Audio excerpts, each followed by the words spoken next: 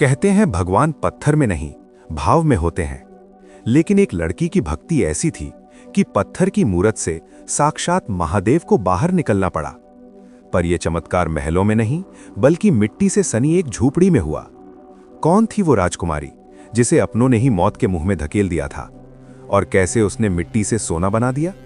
चलिए शुरू करते हैं देवयानी का वो सफर जो हार को जीत में बदलना सिखाता है। मित्रों, मैं आप सभी से माता लक्ष्मी और भगवान नारायण से प्रार्थना करता हूं, जो भी इस कहानी को पूरा सुने और भगवान श्री विष्णु के नाम का स्मरण करे, उसका घर परिवार हमेशा धन दौलत से भरा रहे, उसके घर में सुख और शांति बनी रहे और उसके मन में सही ज्ञान का संचार हो। मित्रों, आप भी इस अद्भुत ज्ञान यात्रा में हमारा साथ जरूर दीजिए।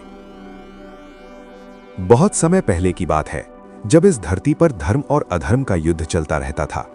उस समय मगध देश में राजा रत्नदेव का राज्य था। राजा रत्नदेव बहुत ही न्यायप्रिय और दयालु राजा थे। उनकी रानी का नाम सुमित्रा था। रानी सुमित्रा बहुत ही सुंदर और गुणवान थीं।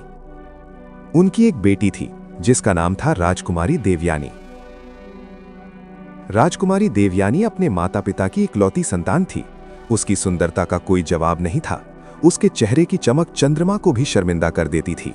लेकिन देवयानी सिर्फ रूप की रानी नहीं थी। बचपन से ही उसके मन में भक्ति की लौ जल रही थी। वो हर सुबह उठकर सबसे पहले भगवान शिव की पूजा करती थी। मंदिर के शांत वातावरण में वो घंटों भगवान के सामने बैठी रहती। उसे राजपाट, ऐशो आराम या महलों की सुख सुविधाओं में कोई रुचि नहीं थी। उसका मन तो बस महादेव की भक्ति में रमा रहता था। राजा और रानी को अपनी बेटी की यह भक्ति देखकर खुशी तो होती थी, लेकिन मन के किसी कोने में एक चिंता भी सताती थी। उन्हें डर था कि उनकी बेटी इस दुनियादारी से बहुत दूर होती जा रही है। समय बीतता गया। राजकुमारी देवयानी अब 16 साल की हो चुकी थी। उसकी सुंदरता के चर्चे अब दूर दूर के राज्यों तक फैल चुके थे। कई बड़े बड़े राजा महाराजाओं ने अपने राजकुमारों के लिए विवाह के प्रस्ताव भेजे, लेकिन देवयानी का फैसला अटल था। उसने साफ कह दिया, मैंने तो सिर्फ भगवान शिव को अपना पति माना है, मैं किसी मनुष्य से विवाह नहीं करूंगी। यह सुनकर राजा रत्नदेव और रानी सुमित्रा परेशान हो गए। उन्होंने अपनी बेटी को बहुत समझाया कि भगवान की भक्ति अपनी जगह है, लेकिन गृहस्थ जीवन भी जरूरी है। मगर देवयानी की जिद के आगे सबकी दलीलें फीकी पड़ गईं। वो तो बस शिव की धुन में लीन थी। फिर एक दिन वो घड़ी आई। शिवरात्रि का पावन दिन था। देवयानी ने पूरे मन से व्रत रखा था और मंदिर में बैठकर शिव की आराधना कर रही थी। उसकी आंखें बंद थीं और वो पूरी तरह से भगवान शिव के ध्यान में खो चुकी थी। तभी अचानक एक तेज रोशनी पूरे मंदिर में फैल गई। जैसे ही देवयानी ने अपनी आंखें खोली, उसने देखा कि उसके सामने एक बूढ़े साधु खड़े हैं। वे साधु बहुत ही वृद्ध थे। सफेद बाल, चेहरे पर गहरी झुर्रियां, लेकिन उनकी आंखों में एक अजीब सी दिव्य चमक थी। हाथ में कमंडल और माथे पर भस्म लगी हुई थी। देवयानी ने तुरंत उठकर साधु को प्रणाम किया और आदर के साथ उन्हें बैठने को कहा। साधु मुस्कुराए और बोले, बेटी देवयानी, मैं तुम्हारी भक्ति से बहुत प्रसन्न हूं। तुम सच्चे मन से भगवान शिव की आराधना करती हो। आज मैं तुम्हें एक वरदान देना चाहता हूं। मांग लो जो तुम्हारे मन में है। देवयानी ने बड़ी विनम्रता से हाथ जोड़े और कहा, महाराज, मुझे किसी सांसारिक चीज की इच्छा नहीं है। मुझे तो बस महादेव की कृपा चाहिए और उनकी भक्ति में लीन रहने की शक्ति चाहिए। साधु फिर मुस्कुराए, पर इस बार उनकी मुस्कान में एक गहरा रहस्य था। वे बोले, बेटी, तुम्हारा मन बहुत पवित्र है, लेकिन जीवन में सिर्फ भक्ति ही सब कुछ नहीं होती। तुम्हें अपने कर्मों का फल भी भोगना होगा। तुम्हारे पिछले जन्म के कर्म बहुत अच्छे थे, इसलिए तुम इस जन्म में राजकुमारी बनी हो। लेकिन इस जन्म में तुम्हें एक बड़ी परीक्षा से गुजरना होगा। साधु की आवाज गंभीर हो गई। तुम्हें गरीबी का सामना करना होगा। तुम्हें दुख और कष्ट सहने होंगे।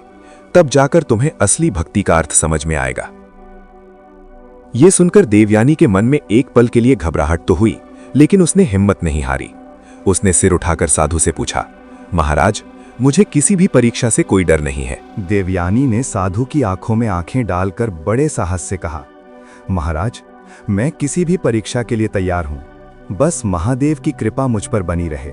साधु ने अपना हाथ उठाया, आशीर्वाद दिया और बोले, तथास्तु, तुम्हारी परीक्षा जल्द ही शुरू होगी। लेकिन याद रखना पुत्री, हर कठिनाई के बाद सुख का समय जरूर आता है।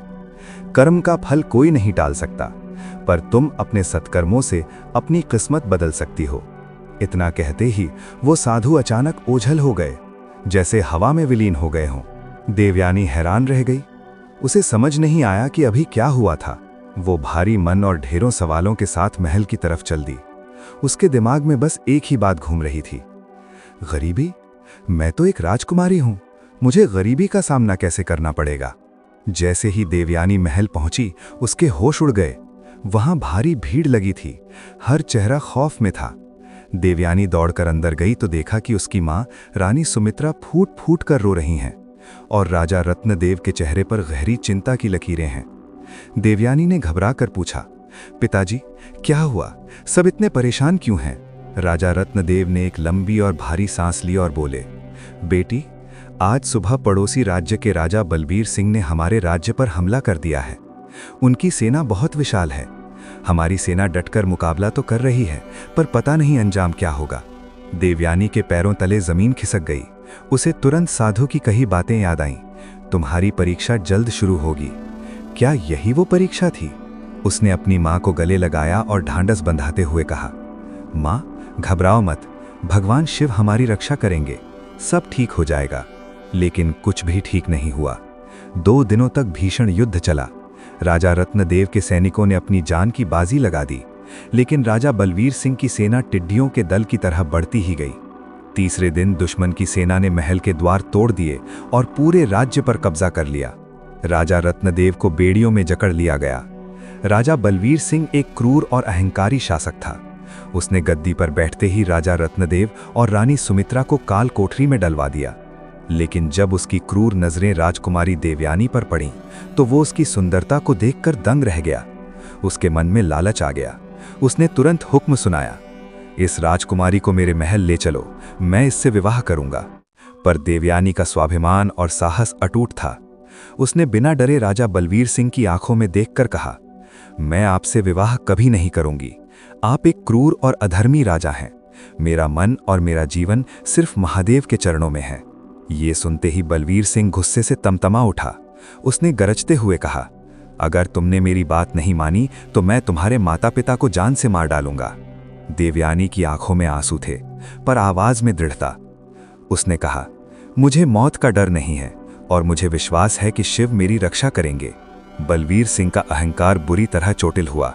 उसने सैनिकों को हुक्म दिया, इस घमंडी लड़की को अभी के अभी राज्य से बाहर निकाल दो और ले जाकर किसी घने जंगल में छोड़ दो।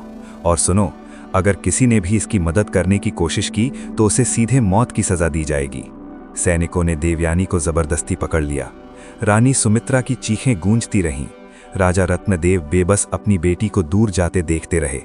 सैनिक उसे घोड़े पर बिठाकर महल से, अपने देश से बहुत दूर एक ऐसे घने जंगल में ले गए जहां सिर्फ सन्नाटा और जंगली जानवरों का डर था। सैनिकों ने देवयानी को उस खौफनाक जंगल के बीचों बीच घोड़े से उतार दिया और बिना पीछे मुड़े वापस चले गए। देवयानी अकेली रह गई। चारों तरफ सिर्फ ऊंचे ऊंचे पेड़, कटीली झाड़ियां और एक जानलेवा सन्नाटा था। कोई इंसान तो क्या, दूर दूर तक किसी परिंदे का नामो निशान नहीं था। धीरे धीरे सूरज ढलने लगा और देखते ही देखते चारों तरफ कालिख जैसा अंधेरा छा गया। देवयानी का दिल जोर जोर से धड़कने लगा। उसने अपनी पूरी जिंदगी महल के रेशमी बिस्तरों और नौकर चाकरों के बीच बिताई थी, जहां एक आवाज पर 100 सेवक हाजिर हो जाते थे। पर आज यहां सिर्फ सन्नाटा था। वो वहीं जमीन पर बैठ गई और फूट फूट कर रोने लगी। लेकिन तभी उसे उन साधु महाराज की बातें याद आईं। पुत्री, तुम्हें परीक्षा से गुजरना होगा। देवयानी ने तुरंत अपने आंसू पोंछे और खड़ी हो गई। उसने हाथ जोड़कर आसमान की तरफ देखा और कहा, हे महादेव, मैं आपकी शरण में हूं। मुझे रास्ता दिखाइए, मुझे इस परीक्षा को पार करने की शक्ति दीजिए। इतना कहकर वो अंधेरे में ही चलने लगी। वो नहीं जानती थी कि रास्ता कहाँ जाएगा, लेकिन उसे अपने महादेव पर पूरा भरोसा था। रात गहरा गई थी। भूख और थकान से देवयानी का शरीर जवाब देने लगा था। उसने अपनी पूरी जिंदगी में कभी इतनी भूख महसूस नहीं की थी। महल में तो 56 भोग तैयार रहते थे, पर यहाँ तो पीने को पानी की एक बूंद भी मयस्सर नहीं थी। थक हार कर वो एक पुराने पेड़ के नीचे बैठ गई और कब उसकी आंख लग गई उसे पता भी नहीं चला। अगली सुबह जब उसकी आंख खुली तो वो एक चमत्कार देखकर दंग रह गई। उसके ठीक बगल में एक छोटा सा फल रखा था। उसे समझ नहीं आया कि ये यहाँ कैसे आया। क्या किसी जानवर ने गिराया था या उसके महादेव ने खुद अपनी भक्त के लिए भेजा था। देवयानी ने उस फल को उठाया और ईश्वर का प्रसाद समझकर खा लिया। उससे उसे थोड़ी हिम्मत मिली। वो फिर से चलने लगी। दिन बीते, रातें बीती। 2 दिन तक देवयानी जंगल में भटकती रही। उसके पास खाने को कुछ नहीं था, पीने को सिर्फ झरने का पानी था। भूख और प्यास से उसका रंग उतर गया था। सुंदर रेशमी कपड़े फटकर चिथड़े हो चुके थे और चेहरे पर धूल जम गई थी। अब वो मगध की राजकुमारी नहीं, बल्कि दर दर भटकती एक साधारण गरीब लड़की लग रही थी। तीसरे दिन की दोपहर को देवयानी की नज़र दूर एक छोटे से गांव पर पड़ी। उसकी जान में जान आई। वो लड़खड़ाते कदमों से दौड़ती हुई गांव की तरफ बढ़ी। वहां कुछ कच्ची झोपड़ियां थीं और लोग खेतों में काम कर रहे थे। तभी उसकी नज़र एक बूढ़ी औरत पर पड़ी जो अपनी झोपड़ी के बाहर बैठी थी। देवयानी उसके पास गई और हाथ जोड़कर रुंधे हुए गले से बोली, माताजी, मुझे कुछ खाने को दे दो, मैं 3 दिन से भूखी हूं। उस बूढ़ी औरत ने देवयानी की हालत देखी। फटे कपड़े, धूल से सना चेहरा, लेकिन आंखों में वही राजकुमारी वाली चमक। उस औरत को दया आ गई। उसने बड़े प्यार से देवयानी को अंदर बुलाया और उसे ताज़ी रोटी और पानी दिया। बहुत दिनों बाद अन्न का दाना गले से नीचे उतरा तो देवयानी की आंखों में आंसू आ गए। खाने के बाद उस बूढ़ी औरत ने पूछा, बेटी, तुम कौन हो और तुम्हारी ये हालत कैसे हुई? तुम इस वीराने में कहां से आई हो? देवयानी ने एक लंबी सांस ली और अपनी पूरी दास्तान कह सुनाई। कैसे वो मगध की राजकुमारी थी, कैसे क्रूर राजा बलवीर सिंह ने उसका राज्य छीना और कैसे उसे इस घने जंगल में मरने के लिए छोड़ दिया गया था। ये सुनकर उस बूढ़ी औरत की आंखें भर आईं। उसका नाम गंगा था। वो एक विधवा थी और उस छोटी सी झोपड़ी में अकेली रहती थी। उसने बड़े दुलार से देवयानी का हाथ थामा और कहा, बेटी, तुम चाहो तो यहीं मेरे साथ रह सकती हो। मेरे पास महलों जैसा सुख तो नहीं है, लेकिन जो भी रूखा सूखा है वो तुम्हारा है। देवयानी को गंगा की बातों में अपनी माँ की ममता महसूस हुई। उसने बड़ी विनम्रता से उसका धन्यवाद किया और वहीं रुकने का फैसला कर लिया। गंगा की झोपड़ी में सिर्फ 2 छोटे कमरे और एक आंगन था, लेकिन देवयानी के लिए अब वही उसका महल था। अब राजकुमारी देवयानी का जीवन पूरी तरह बदल चुका था। वो महल, वो दास दासियां, वो रेशमी लिबास, सब एक सपने की तरह पीछे छूट गए थे। अब उसकी हकीकत थी एक गरीब गांव की एक छोटी सी झोपड़ी। देवयानी ने बूढ़ी गंगा को अपनी मां मान लिया था और पूरे मन से उसकी सेवा में जुट गई। वो रोज सुबह अंधेरे में उठती, घर की सफाई करती, खाना बनाती और फिर गंगा के साथ खेत में निकल जाती। गंगा के पास एक छोटा सा खेत था जहां वो सब्जियां उगाकर अपना गुजारा करती थी। राजकुमारी, जिसने कभी सुई भी नहीं उठाई थी, अब तपती धूप में हल चलाती और कुदाल चलाती थी। उसके कोमल हाथों में गहरे छाले पड़ गए। पूरा शरीर थकान से टूटने लगता, लेकिन उसके चेहरे पर कभी शिकन नहीं आई। उसने एक बार भी शिकायत नहीं की, क्योंकि वो जानती थी ये उसकी परीक्षा है और उसे इसे हंसकर पार करना है। 6 महीने बीत गए। अब देवयानी को पहचानना नामुमकिन था। उसके कपड़े पुराने और फटे हुए थे। धूप में काम करने की वजह से उसका रंग सांवला पड़ गया था, लेकिन उसकी आंखों में जो चमक थी वो पहले से कहीं ज्यादा गहरी हो गई थी। उसकी भक्ति में कोई कमी नहीं आई। गांव में कोई मंदिर नहीं था तो उसने एक साधारण से पत्थर को ही महादेव का रूप मान लिया और उसी के सामने बैठकर घंटों ध्यान लगाने लगी। गांव के लोग देवयानी की सादगी और उसकी मिठास के कायल हो गए थे। वो हर किसी की मदद के लिए तैयार रहती। गांव के बच्चे तो उसके दीवाने थे। वो उन्हें रोज नई नई कहानियां सुनाती और उनके साथ खेलती। तभी एक दिन गांव में एक वृद्ध साधु का आगमन हुआ। उनके हाथ में एक लकड़ी की छड़ी थी और चेहरे पर गजब का तेज। पूरा गांव उनके दर्शन के लिए उमड़ पड़ा। साधु ने वहीं अपना डेरा जमाया और रोज सुबह शाम धर्म और कर्म की बातें सिखाने लगे। देवयानी भी रोज उनकी बातें सुनने जाती। एक दिन उस साधु ने देवयानी को एकांत में बुलाया और उसकी आंखों में देखते हुए बोले, पुत्री, तुम एक बहुत ही पवित्र आत्मा हो। तुम्हारी भक्ति सच्ची है, लेकिन अभी तुम्हारी परीक्षाएं खत्म नहीं हुई हैं। तुम्हारे कर्मों का फल अभी पूरी तरह से नहीं चुका है। तुम्हें अभी और भी कठिन रास्तों से गुजरना होगा। देवयानी ने बड़ी शालीनता से हाथ जोड़े और कहा, गुरुजी, मुझे कोई डर नहीं है। मैं हर परीक्षा के लिए तैयार हूं। बस महादेव का हाथ मेरे सर पर बना रहे। साधु मुस्कुराए और बोले, तथास्तु। तुम्हारा मार्ग कठिन है, पर तुम्हारी जीत निश्चित है। याद रखना, कर्म का फल कभी गलत नहीं होता। जो बोओगे वही काटोगे। कुछ दिनों बाद साधु चले गए, लेकिन उनकी बातें देवयानी के मन में गूंजती रहीं। वो सोचती थी कि अब और कौन सी परीक्षा आने वाली है। जवाब बहुत जल्द मिल गया। एक दिन गांव में एक खौफनाक खबर पहुंची। पड़ोसी राज्य में एक भयानक महामारी फैल गई है। लोग कीड़े मकोड़ों की तरह मर रहे हैं। गांव में दहशत फैल गई। गांव वालों ने तुरंत फैसला किया कि गांव की सीमाएं बंद कर दी जाएंगी और किसी भी बाहरी व्यक्ति को अंदर नहीं आने दिया जाएगा। लेकिन होनी को कौन टाल सकता था। एक दोपहर गांव की सरहद पर एक अनजान आदमी लड़खड़ाते हुए आया और वहीं गिर पड़ा। वो बुरी तरह बीमार था। तेज बुखार से उसका शरीर तप रहा था और वो बेहोश था। गांव वालों ने उसे देखा तो सबके हाथ पांव फूल गए। उन्हें यकीन हो गया कि ये वही जानलेवा बीमारी है जो पड़ोसी राज्य में तबाही मचा रही है। सब पीछे हट गए। खौफ का साया गांव पर मंडरा रहा था। गांव वालों ने उस बीमार आदमी को तिल तिल कर मरने के लिए गांव की सरहद पर अकेला छोड़ दिया। किसी ने उसकी तरफ पानी का एक लोटा तक नहीं बढ़ाया। जब देवयानी के कानों में ये बात पड़ी तो उसका दिल छलनी हो गया। उसने सोचा, महल छोड़ना परीक्षा थी, गरीबी सहना परीक्षा थी, लेकिन एक मरते हुए इंसान को छोड़ देना तो सबसे बड़ा अधर्म है। उसने उसी पल फैसला कर लिया कि वो उस आदमी की मदद करेगी। बूढ़ी गंगा ने उसका हाथ पकड़कर उसे बहुत रोका। वो कांपती आवाज में बोली, बेटी, पागलपन मत कर। अगर तू उसके पास गई तो तुझे भी वो काल खा जाएगा। तू मर जाएगी बेटी। लेकिन देवयानी की आंखों में अटूट विश्वास था। उसने बड़ी शांति से कहा, माताजी, मनुष्य की सेवा ही सबसे बड़ी ईश्वर की सेवा है। अगर मैं आज पीछे हट गई तो मेरी सारी भक्ति झूठी कहलाएगी। आप फिक्र ना करें, महादेव मेरी रक्षा करेंगे। इतना कहकर देवयानी मौत के डर को पीछे छोड़कर गांव के बाहर निकल पड़ी। वो आदमी कीचड़ और धूल में पड़ा तड़प रहा था। देवयानी ने अपने कोमल हाथों से उसे उठाया, उसे सहारा दिया और पानी पिलाया। पूरी रात वो उस अनजान आदमी के सिरहाने बैठी रही, उसके माथे पर ठंडे पानी की पट्टियां रखती रही और महादेव का नाम जपती रही। सुबह की पहली किरण के साथ ही एक चमत्कार हुआ। उस आदमी की सांसें स्थिर हुईं और उसने अपनी आंखें खोलीं। सामने एक साधारण सी दिखने वाली लड़की को अपनी सेवा करते देख उसकी कमजोर आवाज में बस एक ही सवाल निकला, तुम कौन हो बेटी, और तुमने अपनी जान जोखिम में डालकर मेरी मदद क्यों की?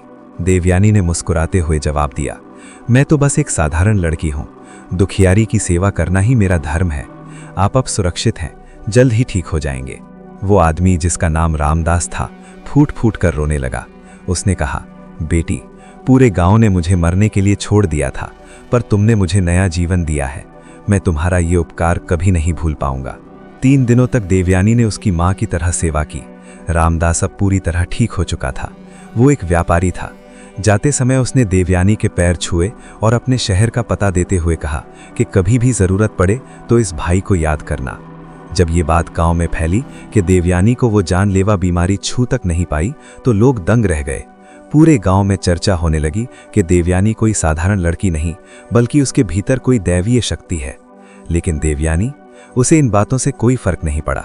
वो जानती थी कि ये सब उसके महादेव की कृपा है। दिन बीतते गए और देवयानी को उस गांव में रहते हुए अब 1.5 साल से ज्यादा का समय हो चुका था। लेकिन अब वक्त ने एक और करवट ली। बूढ़ी गंगा अब बहुत ज्यादा वृद्ध और कमजोर हो गई थी। एक रात उसकी तबीयत अचानक बिगड़ गई। उसे तेज बुखार था और वो सांस लेने के लिए तड़प रही थी।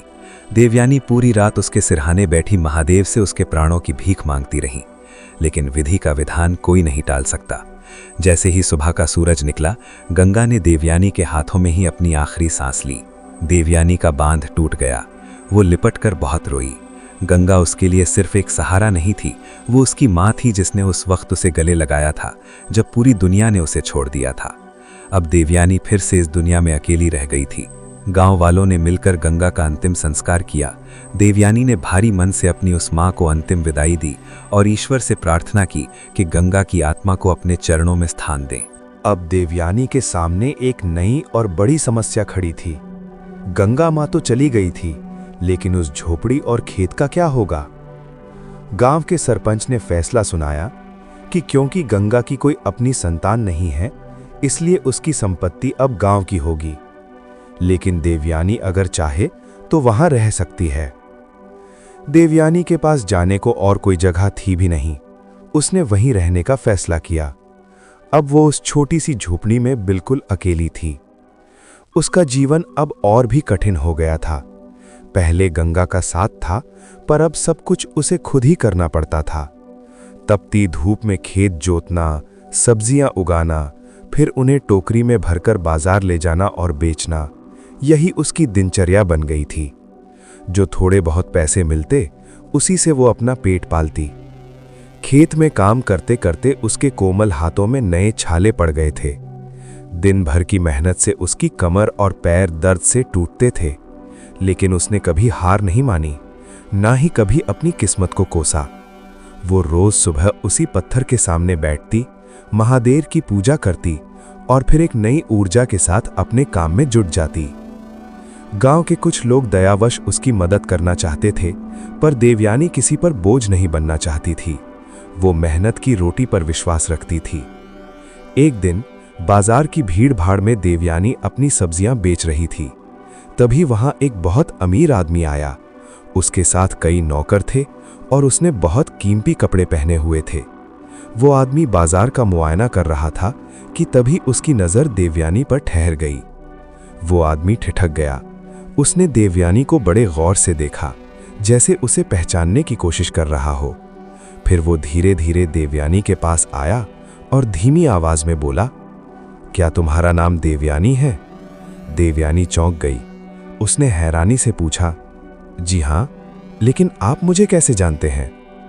वो आदमी मुस्कुराया और बोला, मैं रामदास हूं, क्या भूल गई बेटी? 1 साल पहले जब मैं मौत के करीब था और इस गांव वालों ने मुझे छोड़ दिया था, तब तुमने अपनी जान जोखिम में डालकर मेरी सेवा की थी। देवयानी के चेहरे पर एक पहचान वाली मुस्कान आई। उसने हाथ जोड़कर कहा, जी मुझे याद आया, आप अब कैसे हैं? आपकी सेहत तो ठीक है? रामदास की आंखों में नमी आ गई। उसने कहा, हाँ बेटी, मैं बिल्कुल ठीक हूं और ये सब तुम्हारी वजह से है। मैं तुम्हें बहुत दिनों से ढूंढ रहा था। आज व्यापार के सिलसिले में यहां आया और तुम्हें देखकर मेरी खुशी का ठिकाना न रहा। पर तुम इस हालत में क्यों हो? तुम तो मगध की राजकुमारी थी ना? देवयानी ने एक लंबी सांस ली और अपनी पूरी कहानी रामदास को कह सुनाई। रामदास का दिल भर आया। उसने तुरंत कहा, बेटी, तुमने मेरी जान बचाई थी। अब मेरा फर्ज है कि मैं तुम्हारा ध्यान रखूं। तुम मेरे साथ मेरे शहर चलो। वहां मेरे घर में तुम्हारे लिए महलों जैसा सुख होगा। तुम्हें ये कष्ट नहीं सहने पड़ेंगे। लेकिन देवयानी का जवाब सुनकर रामदास दंग रह गया। देवयानी ने बड़ी विनम्रता से मना कर दिया और कहा, नहीं भाई साहब, मैं यहीं ठीक हूं। ये मेरी परीक्षा है और मुझे इसे खुद ही पूरा करना है। मैं किसी पर बोझ बनकर नहीं जीना चाहती। रामदास ने उसे बहुत समझाया, मिन्नतें की, लेकिन देवयानी अपने फैसले पर अटल थी। आखिर में हार मानकर रामदास ने अपनी जेब से रुपयों की थैली निकालनी चाहिए और बोला, ठीक है, तुम साथ नहीं चलना चाहती तो मत आओ, लेकिन ये कुछ पैसे रख लो ताकि तुम्हें इतनी मेहनत ना करनी पड़े। देवयानी ने फिर से सिर हिला दिया और कहा, नहीं भाई साहब, मुझे इन पैसों की जरूरत नहीं है। महादेव ने मुझे हाथ पैर दिए हैं, मैं अपना काम खुद कर सकती हूँ। आप बस भगवान से प्रार्थना करना कि मुझे धैर्य और शक्ति मिलती रहे। रामदास सन्न रह गया। उसने अपनी पूरी जिंदगी में ऐसी लड़की नहीं देखी थी जो इतनी गरीबी और फटेहाल स्थिति में होने के बावजूद लालच का एक कतरा भी ना रखती हो। उसे देवयानी के भीतर एक राजकुमारी नहीं बल्कि एक महान देवी के दर्शन हुए। रामदास ने श्रद्धा से देवयानी को प्रणाम किया और कहा, बेटी, तुम सच में एक महान आत्मा हो। भगवान तुम्हें हमेशा खुश रखे। रामदास के जाने के बाद देवयानी का जीवन एक ठहराव पर आ गया। सुबह की पहली किरण के साथ महादेव की पूजा, दिन भर खेत की मिट्टी में पसीना बहाना और शाम को फिर से भक्ति में लीन हो जाना, यही उसकी दुनिया थी। अब वो जान चुकी थी कि असली खुशी सोने के सिंहासनों और कीमती गहनों में नहीं, बल्कि मन की असीम शांति और संतोष में छिपी है। धीरे धीरे देवयानी सिर्फ एक राजकुमारी नहीं, बल्कि उस गांव की आत्मा बन गई। लोग अपनी दुख तकलीफें लेकर उसके पास आते और देवयानी अपनी मीठी वाणी और समझदारी से उनके जख्मों पर मरहम लगा देती। 3 साल का लंबा समय बीत गया। अब देवयानी के चेहरे पर वो महल वाली कोमलता तो नहीं थी, लेकिन उसकी आंखों में एक ऐसा दिव्य तेज था जो केवल कठिन तपस्या और सच्ची भक्ति से ही आता है। तभी एक दिन गांव में एक ऐसी खबर आई जिसने सबको चौंका दिया। क्रूर राजा बलवीर सिंह, जिसने हजारों लोगों की जिंदगी नर्क बना दी थी, वो एक भयानक बीमारी की चपेट में आकर तड़प तड़प कर मर गया। पूरे गांव में खुशियां मनाई जाने लगीं, लेकिन देवयानी, उसे ना तो खुशी हुई और ना ही बलवीर सिंह पर गुस्सा आया। उसे तो बस उस पर तरस आया। उसने मन ही मन सोचा, महाराज बलवीर सिंह, आपने अपने कर्मों का फल पा लिया। कर्म का हिसाब तो ईश्वर को देना ही पड़ता है। खबर यह भी थी कि बलवीर सिंह का कोई वारिस नहीं था, इसलिए मंत्रियों ने मगध का राजपाट फिर से राजा रत्नदेव को सौंप दिया। राजा रत्नदेव और रानी सुमित्रा कैद से आजाद होकर दोबारा सिंहासन पर बैठ चुके थे। ये सुनकर देवयानी की आंखों में खुशी के आंसू छलक आए। उसके माता पिता सुरक्षित थे, पर साथ ही एक सवाल उसके मन में उठा, क्या अब मेरा वनवास खत्म हो गया? क्या मैं वापस महल जा सकती हूं? उसी रात देवयानी को एक सपना आया। वही वृद्ध साधु जो 3 साल पहले मंदिर की उस रोशनी में मिले थे, आज फिर उसके सामने खड़े थे। उनकी मुस्कान में वही पुराना दुलार था। साधु बोले, पुत्री देवयानी, तुमने अपनी परीक्षा में विजय प्राप्त की है। तुमने गरीबी और अभावों के बीच रहकर भी अपने संस्कारों और अपनी भक्ति को नहीं त्यागा। तुमने निस्वार्थ भाव से दुखियों की सेवा की और कभी अपनी किस्मत से कोई शिकायत नहीं की। तुम सच में एक महान आत्मा हो। याद रखना, जब कर्म ऊंचे होते हैं तो उनका फल भी उतना ही मीठा होता है। अब तुम्हारे अच्छे दिन शुरू होने वाले हैं। अगली सुबह देवयानी हमेशा की तरह अपने खेत में काम कर रही थी। मिट्टी से सने हाथ, फटे पुराने कपड़े, पर चेहरे पर वही सुकून। तभी अचानक उसे घोड़ों की टापों की आवाज सुनाई दी। उसने देखा कि धूल उड़ाते हुए कई घुड़सवार गांव की ओर बढ़ रहे हैं। उनकी शाही पोशाकें धूप में चमक रही थीं। गांव वालों ने जैसे ही उन्हें देखा, वे सहम गए। घुड़सवारों ने रुककर पूछा, देवयानी कहाँ रहती है? गांव के लोगों ने कांपते हाथों से देवयानी की झोपड़ी और खेत का रास्ता दिखा दिया। शाही घुड़सवार सीधे खेत की ओर बढ़ने लगे। देवयानी वहीं खेत के बीचों बीच खड़ी थी। उसके कपड़े मिट्टी से लथपथ थे, पैरों में जूते नहीं थे और हाथों में काम की थकान थी। लेकिन आज उसकी किस्मत एक नया इतिहास लिखने जा रही थी। खेत की मिट्टी में खड़ी देवयानी को देखकर घुड़सवारों की टोली अचानक रुक गई। उनमें से प्रधान घुड़सवार आगे बढ़ा और बड़ी अदब से पूछा, क्या आप ही मगध के राजकुमारी देवयानी हैं? देवयानी ने धीरे से अपना सिर हाँ में हिलाया।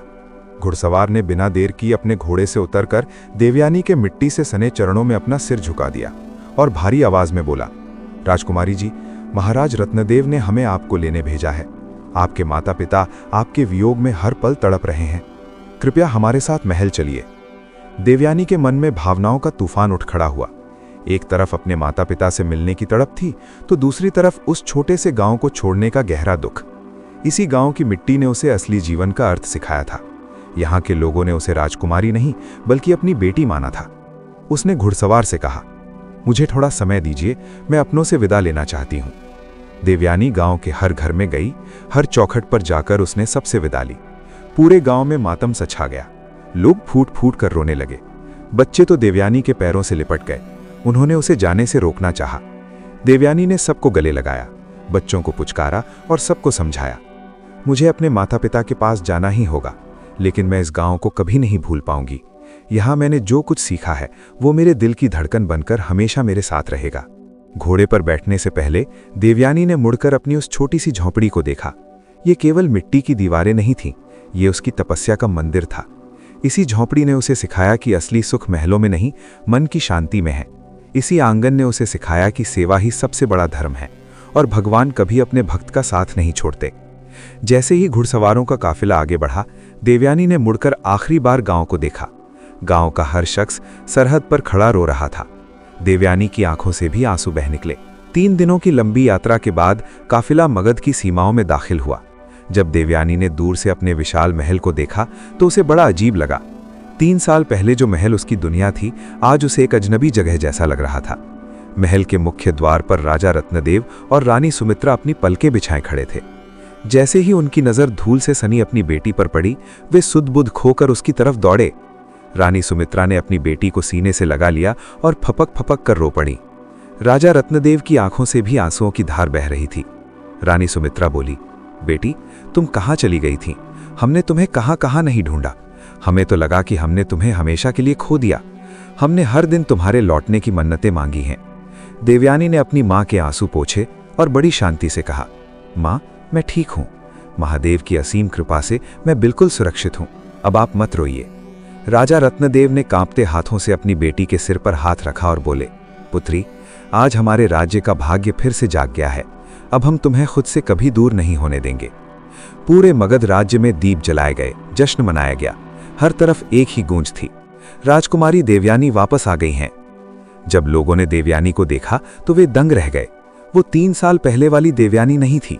उसके चेहरे पर अब केवल सुंदरता नहीं बल्कि एक दिव्य तेज था। उसकी आंखों में एक ऐसी गहराई थी जैसे उसने जीवन के रहस्यों को समझ लिया हो। उसे फिर से वही रेशमी राजसी वस्त्र पहनाए गए, बेशकीमती सोने के गहनों से लाद दिया गया। लेकिन देवयानी, उसे इन चमक दमक वाली चीजों में अब कोई रुचि नहीं थी। उसका मन तो बस महादेव का आभार मान रहा था। कुछ दिनों बाद राजा रत्नदेव ने एक विशेष दरबार बुलाया। राज्य के सभी मंत्री, सेनापति और गणमान्य लोग वहां मौजूद थे। राजा ने पूरे सम्मान के साथ देवयानी को भी दरबार में आने का आदेश दिया। दरबार खचाखच भरा हुआ था। राजा रत्नदेव सिंहासन से खड़े हुए और पूरी गंभीरता से बोले, आज मैं आप सबको अपनी पुत्री देवयानी की वो कहानी सुनाना चाहता हूं जो अब तक महलों की दीवारों के पीछे छिपी हुई थी। फिर राजा ने एक एक कर पूरी दास्तान सुनाई। कैसे देवयानी को अकेले घने जंगल में छोड़ दिया गया, कैसे उसने गरीबी और भूख को हंसते हुए सहा, और कैसे अभावों में रहकर भी उसने अपनी भक्ति और दूसरों की सेवा का धर्म नहीं छोड़ा। पूरी सभा में सन्नाटा छा गया। मंत्रियों और दरबारियों की आंखों में आंसू थे। सबने खड़े होकर राजकुमारी देवयानी को प्रणाम किया। राजा रत्नदेव ने गर्व से कहा, मेरी बेटी ने हमें सिखाया है कि असली राजा वो नहीं जो केवल महल में रहता है, बल्कि वो है जो अपने कर्मों से लोगों के दिलों पर राज करता है।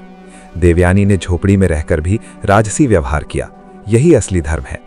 तभी दरबार में एक संदेशवाहक ने सूचना दी कि पड़ोसी राज्य के राजा सूर्यदेव अपने पुत्र राजकुमार अर्जुन के साथ पधार रहे हैं।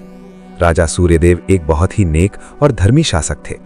दरबार में पहुंचते ही राजा सूर्यदेव ने राजा रत्नदेव से कहा, महाराज, मैं आपकी पुत्री देवयानी के साहस और उसकी अटूट भक्ति की कहानी सुनकर यहाँ खिंचा चला आया हूँ।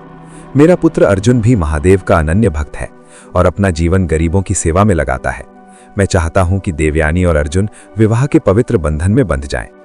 राजा रत्नदेव ने अपनी पुत्री की ओर देखा और पूछा, पुत्री, तुम्हारी क्या राय है? देवयानी ने राजकुमार अर्जुन की ओर देखा।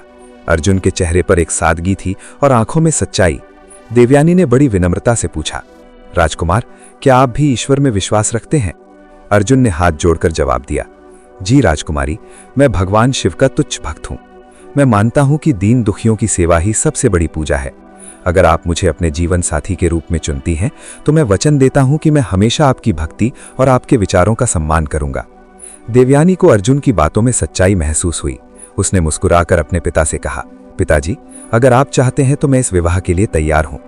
राजा रत्नदेव और रानी सुमित्रा की खुशी का तो कोई ठिकाना ही नहीं रहा। पूरे राज्य में ढिंडोरा पिटवा दिया गया। 1 महीने बाद विवाह की तारीख तय हुई और मगध किसी दुल्हन की तरह सजने लगा। लेकिन इस धूमधाम के बीच देवयानी ने अपने पिता के सामने एक अनोखी शर्त रखी। उसने कहा, पिताजी, मेरी एक इच्छा है।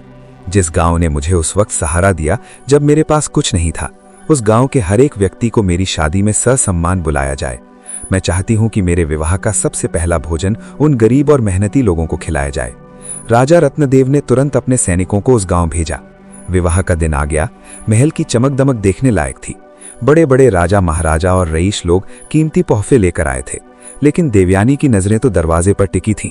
जैसे ही उसने गांव के उन सीधे साधे लोगों को देखा, उसका चेहरा खिल उठा। वे गरीब ग्रामीण अपनी सबसे अच्छी पोशाकें पहनकर आए थे। बच्चे खुशी से झूम रहे थे। जब देवयानी दुल्हन के जोड़े में उनके सामने आई तो वो साक्षात लक्ष्मी का रूप लग रही थी। लाल रंग की भारी रेशमी साड़ी, कीमती गहने और माथे पर चमकती बिंदिया, पर उसकी सादगी और ममता आज भी वैसी ही थी। देवयानी दुल्हन के लिबास में किसी दैवीय शक्ति जैसी लग रही थी, लेकिन उसकी असली खूबसूरती उन गहनों में नहीं, बल्कि उसके चेहरे की उस अलौकिक चमक में थी जो बरसों की सच्चाई और भक्ति से उपजी थी। विवाह की रस्में बड़ी धूमधाम से पूरी हुईं। पंडित जी के मंत्रोच्चार के बीच देवयानी और अर्जुन ने अग्नि के 7 फेरे लिए और एक दूसरे के होने का वचन दिया। राजा रत्नदेव और रानी सुमित्रा की आंखों में आज संतोष के आंसू थे। उन्होंने अपनी बेटी को एक कठिन तपस्या से गुजरकर निखरते हुए देखा था। विवाह के बाद एक विशाल प्रीति भोज का आयोजन हुआ, लेकिन यहां भी देवयानी ने अपनी सादगी से सबका दिल जीत लिया। उसने परंपराओं से हटकर सबसे पहले अपने गांव के उन गरीब लोगों को भोजन कराया। इतना ही नहीं, एक राजकुमारी और नई नवेली दुल्हन होने के बावजूद उसने खुद अपने हाथों से उन्हें खाना परोसा। ये देखकर राजा सूर्यदेव दंग रह गए। उन्होंने राजा रत्नदेव के कंधे पर हाथ रखकर कहा, महाराज, आपकी बेटी सच में एक महान आत्मा है। आज उसने हम सबको सिखा दिया कि असली बड़प्पन धन दौलत में नहीं, बल्कि दिल की अच्छाई और सेवा में होता है। विवाह के बाद देवयानी राजकुमार अर्जुन के साथ उनके राज्य के लिए विदा हुई। वहां प्रजा ने फूलों की वर्षा कर अपनी नई बहू का स्वागत किया। अर्जुन का राज्य स्वर्ग जैसा सुंदर था। चारों तरफ हरियाली और ऊंचे महल थे। पर देवयानी की रूह को सुकून तब मिला जब उसकी नजर महल के ठीक बगल में बने एक विशाल और प्राचीन शिव मंदिर पर पड़ी। अर्जुन ने मुस्कुराते हुए कहा, राजकुमारी, ये मंदिर मेरे पूर्वजों ने बनवाया था। मैं हर सुबह यहाँ महादेव की शरण में आता हूँ। अब से आप भी मेरे साथ यहाँ चलेंगी। देवयानी की आंखों में खुशी चमक उठी। उसे एहसास हुआ कि महादेव ने उसकी परीक्षा के बदले उसे एक ऐसा जीवन साथी दिया है जो उसके शरीर से ज्यादा उसकी आत्मा और उसकी भक्ति को चाहता है। दिन बीतते गए। देवयानी की भक्ति अब और भी गहरी हो गई थी। उसने राजमहल में रहकर भी अपनी सेवा का धर्म नहीं छोड़ा। उसने गरीबों के लिए अन्नपूर्णा आश्रम बनवाया और बच्चों की शिक्षा के लिए पाठशालाएं खुलवाईं। प्रजा अब उसे केवल अपनी रानी नहीं, बल्कि एक मां के रूप में पूजने लगी थी। 1 साल बाद जब ये खबर आई कि देवयानी मां बनने वाली है, तो पूरे राज्य में दिवाली जैसा माहौल हो गया।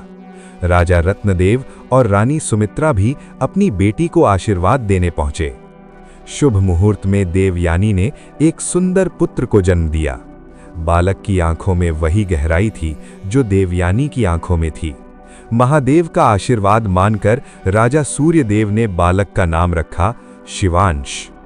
शिवांश के जन्म की खुशी में मंदिरों में विशेष पूजा की गई और गरीबों के भंडार भर दिए गए।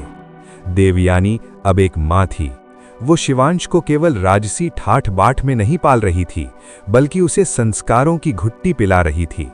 वो रोज रात को उसे महादेव की कथाएं सुनाती और सिखाती कि सच बोलना और दीन दुखियों के काम आना ही सबसे बड़ा पुण्य है। शिवांश अब 5 साल का हो चुका था। वो भी अपनी मां की तरह शांत और भक्त स्वभाव का था। एक दिन उसने अपनी मां की गोद में सिर रखकर पूछा, मां, आप इतनी अच्छी क्यों हैं? आप हमेशा इन गरीब लोगों की मदद के लिए क्यों तैयार रहती हैं?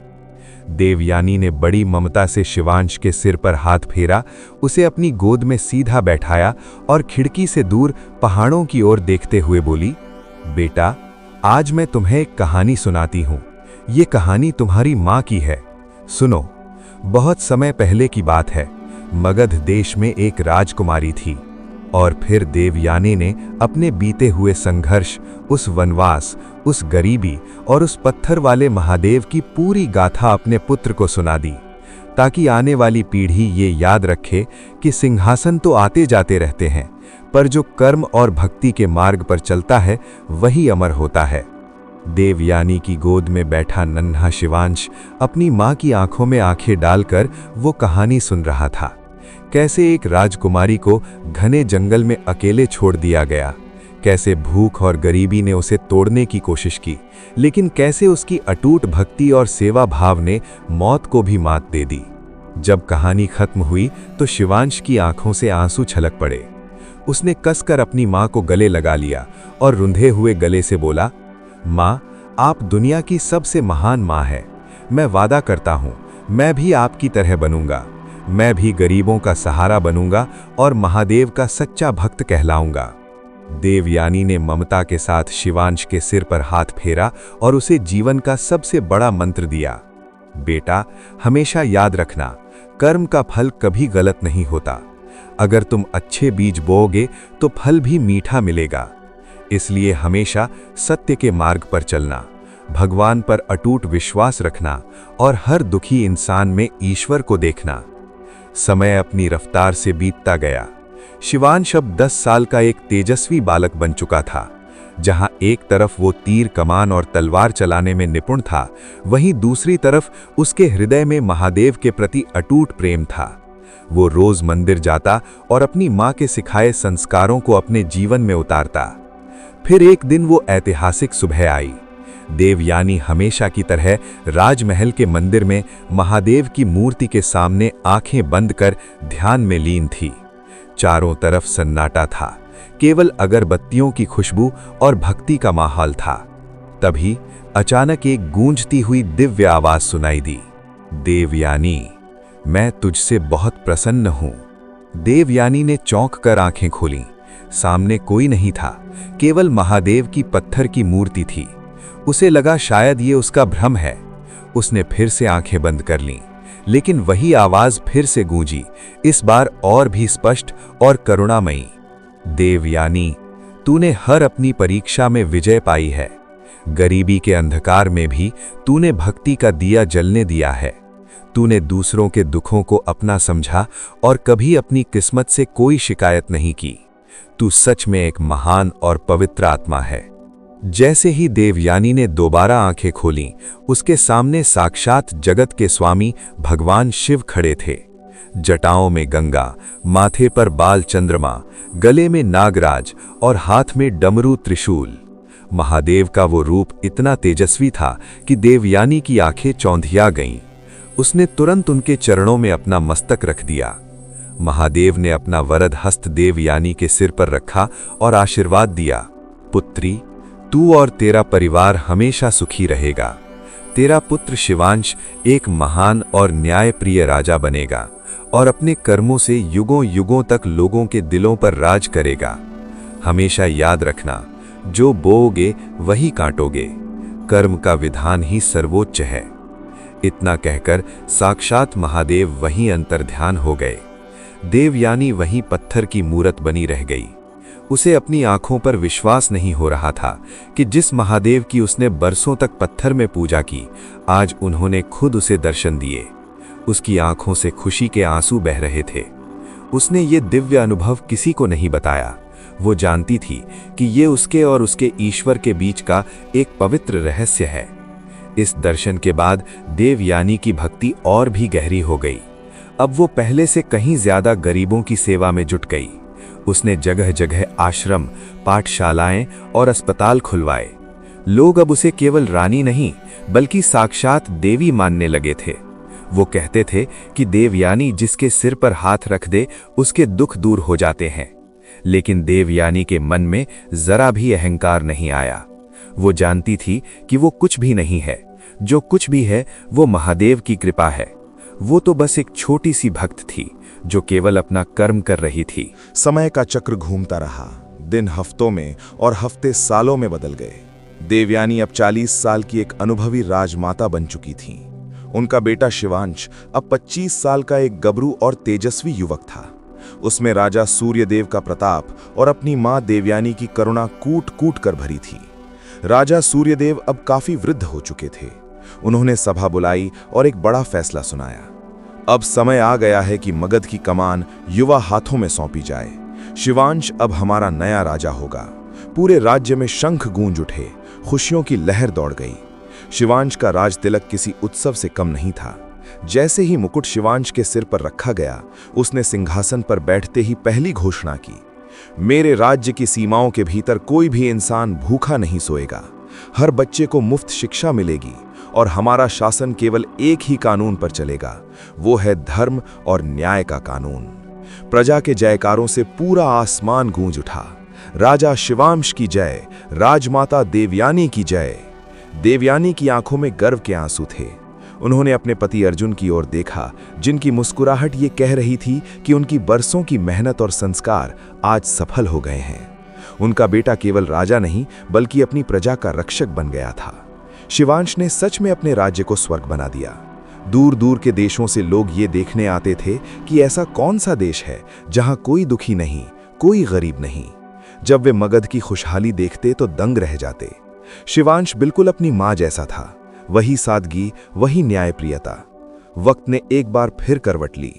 देवयानी अब 55 साल की हो चुकी थीं। सुनहरे बाल अब चांदी जैसे सफेद हो गए थे। चेहरे पर उम्र की झुर्रियां थीं, लेकिन उनकी आंखों में महादेव की भक्ति का वही पुराना तेज आज भी बरकरार था। अब देवयानी राजमहल के कामकाज से दूर अपना ज्यादातर समय मंदिर में बिताती थीं। वो किसी ऊंचे सिंहासन पर नहीं, बल्कि मंदिर की सीढ़ियों पर एक साधारण महिला की तरह बैठती थीं। लोग दूर दूर से अपनी उलझनें लेकर उनके पास आते और देवयानी अपनी मीठी वाणी से सबका समाधान कर देती। एक दिन एक युवा लड़की सुबकती हुई उनके पास आई। उसने रोते हुए कहा, माताजी, मैं बहुत दुखी हूं। मेरे पिता ने मेरा विवाह एक ऐसे व्यक्ति से तय कर दिया है जिसे मैं पसंद नहीं करती। मैं क्या करूं? देवयानी ने बड़ी ममता से उस लड़की का हाथ थामा और बोली, बेटी, जीवन में कभी कभी ऐसी परिस्थितियां आती हैं जो हमें पसंद नहीं होती, लेकिन याद रखना, ये महादेव की परीक्षा है। वे देखना चाहते हैं कि कठिन समय में हमारा व्यवहार कैसा रहता है। तुम अपने पिता से शांति से बात करो, अपनी बात उन्हें समझाओ, लेकिन फिर भी रास्ता ना निकले तो घबराना मत, क्योंकि हर घटना के पीछे भगवान की एक बड़ी योजना होती है। जो आज दुख लग रहा है, शायद वही कल तुम्हारे सुख का कारण बने। लड़की को देवयानी की बातों से अपार शांति मिली और वो उन्हें प्रणाम कर चली गई। तभी शाम की ढलती हुई धूप में एक बूढ़ा आदमी लड़खड़ाता हुआ देवयानी के पास आया। उसका चेहरा डर और पछतावे से भरा हुआ था। उसने कांपती हुई आवाज में कहा, माताजी, मैं बहुत बड़ा पापी हूं। मैंने अपने पूरे जीवन में केवल लोगों को धोखा दिया है, दूसरों का हक मारा है और बहुत बुरे कर्म किए हैं। अब जब मेरा अंत समय पास है तो मुझे डर लग रहा है। क्या महादेव मुझे कभी माफ करेंगे? देवयानी ने उस पछतावे से भरे बूढ़े आदमी की आंखों में देखा। उसे अपनी मां गंगा की वो बात याद आई कि भगवान हर किसी को एक मौका जरूर देते हैं। देवयानी ने बड़ी कोमलता से कहा, बाबा, महादेव बहुत दयालु हैं। वे हर उस इंसान को गले लगा लेते हैं जिसके मन में सच्चा पछतावा हो। देर कभी नहीं होती। आज से ही अच्छे कर्म शुरू करो। जितना हो सके दीन दुखियों की मदद करो और महादेव के नाम में मन लगाओ। वे तुम्हें जरूर माफ कर देंगे। बूढ़े आदमी की आंखों से पछताप के आंसू बह निकले। उसने देवयानी के चरणों की धूल माथे पर लगाई और बोला, धन्यवाद माताजी, आज आपने मुझे एक नई जिंदगी दे दी। इसी तरह देवयानी एक जलते हुए दिए की तरह लोगों की जिंदगी का अंधेरा दूर करती रहीं। वक्त अपनी रफ्तार से बढ़ा और देवयानी अब 60 वर्ष की हो चुकी थीं। राजमहल अब उनके पोते पोतियों की किलकारियों से गूंज रहा था। राजा शिवांश के 3 सुंदर बच्चे थे और देवयानी उनके लिए केवल दादी मां नहीं, बल्कि संस्कारों की चलती फिरती पाठशाला थीं। एक दिन उनकी छोटी सी पोती ने उनकी गोद में दुबक कर पूछा, दादी मां, आप हमेशा इतनी खुश कैसे रहती हैं? आपके चेहरे पर यह नूर कहां से आता है? देवयानी ने पोती का माथा चूमा और बड़ी गहरी बात कही, लाडो, खुशी महलों या धन दौलत में नहीं, बल्कि इंसान के भीतर होती है। अगर तुम्हारा मन पवित्र है, तुम दूसरों का बुरा नहीं सोचती और तुम्हारा भरोसा उस परमपिता महादेव पर अटल है, तो तुम दुनिया की सबसे खुश इंसान हो। पोती ने मासूमियत से जवाब दिया, दादी मां, मैं भी बिल्कुल आपकी तरह बनूंगी। देवयानी के चेहरे पर एक संतोष भरी मुस्कान आ गई। उन्हें पता था कि उनके बोए हुए धर्म के बीज अब अगली पीढ़ी में भी फल फूल रहे हैं। फिर वो पावन दिन आया, महाशिवरात्रि। देवयानी ने पूरे मन से व्रत रखा था और दिन भर शिव की आराधना की थी। शाम ढल रही थी। मंदिर का वातावरण कपूर और फूलों की खुशबू से महक रहा था। देवयानी आंखें बंद कर ध्यान में बैठी थीं। अचानक वही जानी पहचानी दिव्य गूंज उनके कानों में पड़ी, देवयानी, अब तेरा समय पूरा हो गया है। देवयानी के चेहरे पर रत्ती भर भी भय नहीं था। उन्होंने बड़ी शांति से अपनी आंखें खोलीं और कहा, महादेव, मैं तैयार हूं। भगवान शिव साक्षात प्रकट हुए। उनके चेहरे पर वही अलौकिक तेज था। वे बोले, पुत्री देवयानी, तूने अपना जीवन एक तपस्या की तरह जिया है। तूने दुख सहे पर करुणा नहीं छोड़ी। तूने दुख सहे पर करुणा नहीं छोड़ी। अब तेरा समय आ गया है मेरे धाम लौटने का। तेरा परिवार सुरक्षित रहेगा और तेरे संस्कार सदियों तक इस राज्य का मार्गदर्शन करेंगे। देवयानी ने हाथ जोड़े और अंतिम प्रार्थना की, प्रभु, मुझे मोक्ष की लालसा नहीं, बस इतना आशीर्वाद दीजिए कि मेरा परिवार और मेरी प्रजा हमेशा धर्म के मार्ग पर चले। भगवान शिव ने मुस्कुराकर कहा, तथास्तु। उसी रात जब पूरा राज्य सो रहा था, देवयानी ने बड़ी शांति से महादेव का नाम लेते हुए अपनी आखिरी सांस ली। उनके चेहरे पर जो मुस्कान थी वो जीत की थी, पूर्णता की थी। अगली सुबह जब ये खबर फैली तो जैसे पूरा मगध थम गया।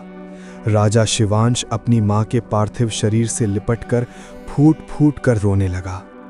अर्जुन पत्थर की तरह खामोश खड़े थे, उनकी आंखों से मौन आंसू बह रहे थे। पूरे राज्य में शोक की लहर दौड़ गई। लोग अपने घरों से बाहर निकल आए। आज उन्होंने केवल एक राजमाता को नहीं बल्कि अपनी अन्नपूर्णा को, अपनी मां को खो दिया था। पूरे मगध का आसमान सिसकियों से गूंज रहा था। देवयानी केवल एक रानी नहीं थी, वो उस राज्य की मां थी, उसकी रूह थी। हजारों हजार लोग अपनी मां को अंतिम विदाई देने सड़कों पर उतर आए थे। राजा रत्नदेव और रानी सुमित्रा, जो अब बहुत वृद्ध हो चुके थे, अपनी लाडली बेटी के पार्थिव शरीर को देखकर बिलख बिलख कर रो पड़े। उन्होंने जिस बेटी को महलों में पाला था, आज उसकी महानता के सामने पूरा राज्य नतमस्तक था। अंतिम संस्कार के बाद भरे मन से राजा शिवांश ने एक बड़ी घोषणा की। उसने कांपती हुई आवाज में कहा, आज से हर साल महाशिवरात्रि के पावन पर्व पर पूरे राज्य में एक विशाल भंडारा किया जाएगा। उस दिन कोई भी गरीब भूखा नहीं रहेगा। ये मेरी मां राजमाता देवयानी की याद में एक छोटी सी भेंट होगी। प्रजा ने अश्रुपूर्ण आंखों से इस फैसले का स्वागत किया। यही उस महान आत्मा के लिए सबसे सच्ची श्रद्धांजलि थी। सालों बीत गए। देवयानी की देह पंचतत्व में विलीन हो चुकी थी, लेकिन उसकी कहानी अमर हो गई। माता पिता अपने बच्चों को सुलाते समय देवयानी की गाथा सुनाते और कहते, देखो बच्चों, असली राजपाट वो नहीं जो तलवार से जीता जाए, बल्कि वो है जो देवयानी की तरह कर्मों से जीता जाता है। शिवांश ने अपनी मां की याद में एक भव्य मंदिर बनवाया। मंदिर के भीतर महादेव का विशाल शिवलिंग था, तो मंदिर के प्रांगण में देवयानी की एक सुंदर प्रतिमा लगाई गई, जिसमें वो हाथ जोड़े भगवान की पूजा कर रही थी।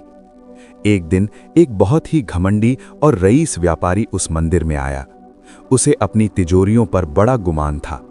उसने मंदिर के पुजारी से बड़े अहंकार से पूछा, पुजारी जी, महादेव के मंदिर में इस साधारण सी महिला की मूर्ति क्यों लगाई गई है?